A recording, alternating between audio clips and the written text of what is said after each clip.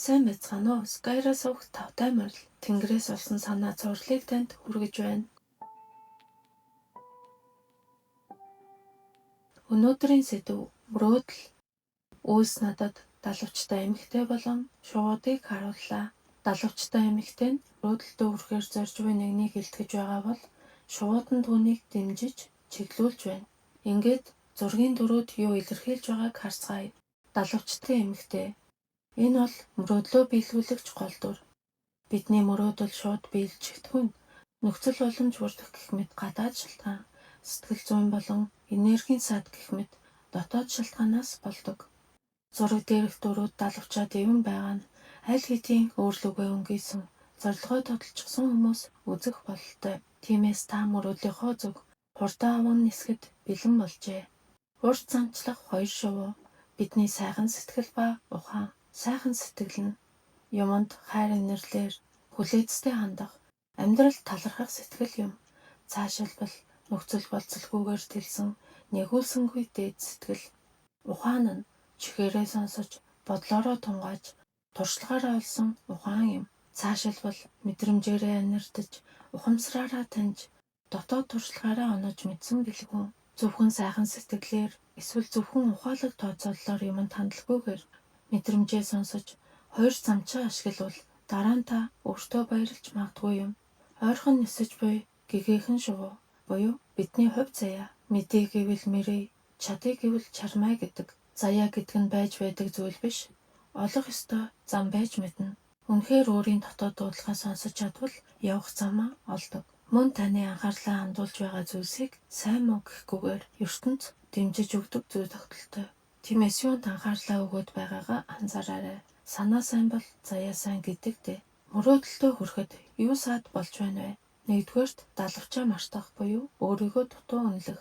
Хэрвээ бид сайн муу талаа хүлээн зөвшөөрч өөртөө үнэн хандвал өөрийгөө бодиттой үнэлж эхэлдэг. Тайвнаар ажиглах юм бол та юу мартснаа олж харж чадна. Хоёрдугаарт өөрийгөө хойш тавих буюу бусдад тааруулах гэсээр өөрийн замаасаа төөрөх. Өөртөө хамаагүй юм шиг гадагшаа хараад эсвэл бусдыг өөрөөсөө дээгүүрт үзэж тэдэнд л үнэлэгдчих юм бол дээрдэх юм шиг бодох нь цагийгт нь үрж байж мэднэ. Үнэн дээр танд хэрэгтэй байгаа зүйлс таны дотор байгаа. Гуравдугаарт дотоод итгэл дутах буюу айдас сэргэлзээнд автах. Олон хүн шинэ алхам хийхээс айдаг. Гэхдээ энэ нь бодит айдас биш. Ихэнхдээ мэдээлэл тутамгаас болдог. Судалж мэдсэний дараа итгэл тааж зориг ирнэ гэдэг шиг санаанд багтаад ирдэг дээ. Дөрөвдүгээрт хит яарч чадах буюу бусдаас хоцроод байгаа мэт санагдах. Бүх зүйл өөрийн цагтай. Хэрвээ таны цаг болсон бол тууштай хичээгээрэй. Гэхдээ ингэх бий, тэгэх бий гэсэн айцаар биш. Жинхэнэ өөрийн урам зоригоор жиг хүрслэхээ мартуцай. Харин зарим хүний хувьд хитийн зорилгоо олоод харчихсан ч яг хурдан авах цаг нь биш байж болно. Өвөл юмс хөлдсөн мэт харагдавч дотроо дулаанаа хадгалж хавартаа бэлддэг шиг. Тэрч бүхэл хүүтний ачаар ургалтыг нь сааруулдаг генүүд устж дэмждэг нь идэвхжснээр хавар илүү сайн цэцгэлдэг урамлууд байдаг. Бид ч бас сорилтыг давсны дараа өөрийгөө илүү таньж тэсвэр төвчээр дотоод нөөц нэмэгдсэн байдаг. Дэлхийн улс орон бүрт адилхан улирал тохиодоггүйтэй адил хүний амьдралын улиралч өөрөөр байдаг. Тиймээс дэмий бодлоор сэтгэлээ ядрааж энерги бүв алдаарай. Улирал бүхэнд давуу ба сул тал бий. Өвөл хүйтэн ч маш үзэсгэлэнтэйг бид мэднэ. Тэгвэл бид яавал хурдан мөрөөдөлтөд хүрэх вэ? Өөрийгөө үнэл. Бусдын үг эсвэл нөхцөл байдал таныг тодорхойлж чадахгүй. Тэд зөвхөн таамаглаж, баримжаа өгчилж чадна. Өөрийнхөө дотоод мэрэгэн хараанд итгэж, алхамаар тууштай хичээгээрэй. 2 замчаа ашигла. Зөвхөн шаргуу зүтгэлээр болдоггүй. Шувуу нэг жигүүрээрээ хол нисэхгүй. Ойрхон буужилж чадах бах. Үйлдэл авч эхэл.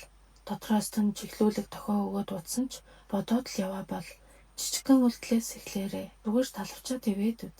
Бяцхан алхамууд мэдрэмжийнхтэн шинчилж амжилтын суурийг бэлдэх болно. Өөртөө итэг.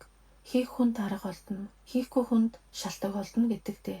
Заримдаа бид хүмүүс юу гэх бол надад зав бас мөнгө байхгүй гэдэг.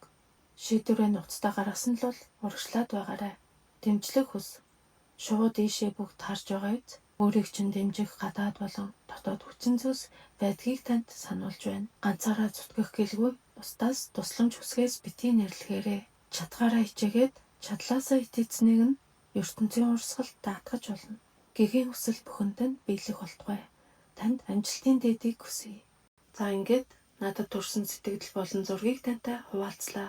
Үүл бол чулууд хувирлын орон зай. Тэр утгаараа Skyra сувг таны бүтээл сэтгэлгээг дэмжиж дотоод мэдрэмжийг тань нээхэд чиглэдэг. Энэ үүлний бичлэг танд ямар мессеж өгсөн талаар сэтгэлдээ хуваалцаарай. Одоо бүгдээрээ мэдрэмж сорих хэсэг рүүгээ орцгоё. Өнөөдрийн сэдвийн хүрээнд би нэг зургийг нуусан байгаа. Анхаарлаа төвлөрүүлж байгаад тагаарай. Ингээд зургаа харуулъя. Таасан бол баяр хүргэе. Мэдрэх чадвараа улам хөгжүүлээрэй. Таагаагүй байсан ч зүгээрээ. Ботсон зурагтаа нь хэрэгтэй мессежийг танд өгсөн байж магадгүй юм. Анзаарахтай байдлаа хөгжүүлж өөртөө талархаарай. Хамт байсанд маш их баярлалаа. Дараагийн сэдвээ тэнгэрээс хайж олтол түр баяртай.